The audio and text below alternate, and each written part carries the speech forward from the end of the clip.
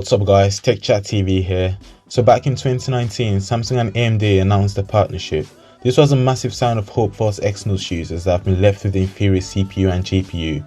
This partnership means that AMD, a semiconductor manufacturing giant, will fine-tune Samsung's Exynos chipset and make sure it rises above its competition.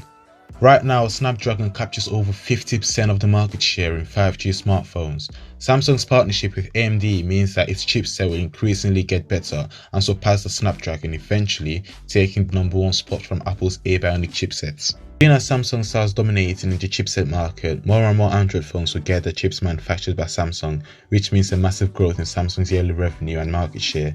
Now, if and only if Samsung manages to pull this off extremely smoothly, which means making their chips fast, efficient and stop the overheating madness, Apple might have no other option but to consider asking Samsung to manufacture the chips for them. As far as we're aware of, Samsung is planning to launch the first chip fine-tuned by AMD as soon as the year 2022.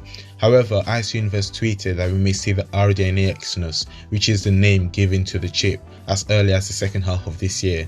I'm hoping that this means that the Note 21 will receive this chip and outshine every other chipset out there. Hold an online separate event on the 12th of January this year just for the Exynos chip, which is the first in years and years. This begs the question as to how powerful this chip is. Well, let me tell you, it's an extremely powerful chip. Take a look at these scores right here. This is the Qualcomm Snapdragon 888 on the left compared to the Exynos 2100 on the right. They are both matching on the base clock speed, clocking in at 1.8 GHz. However, it's a different story when it comes to the turbo boost, where Samsung leads in both competitions, clocking in at 2.9 GHz and 2.8 GHz. These are all good numbers here and it's good to see Samsung winning in them, but let's now take a look at its performance. As a disclaimer, the new AMD GPU is referred to as the RDNA Exynos. As we can see, these are the benchmark scores of the RDNA Exynos compared to the Adreno 650 of the Snapdragon 865. Now you might say that we are comparing the RDNA to last year's Snapdragon chip, but keep in mind that this is an average of a 99% performance increase and this chip still has a year to get better and improve before coming out. The battery sizes of the Galaxy S21 series are as follows.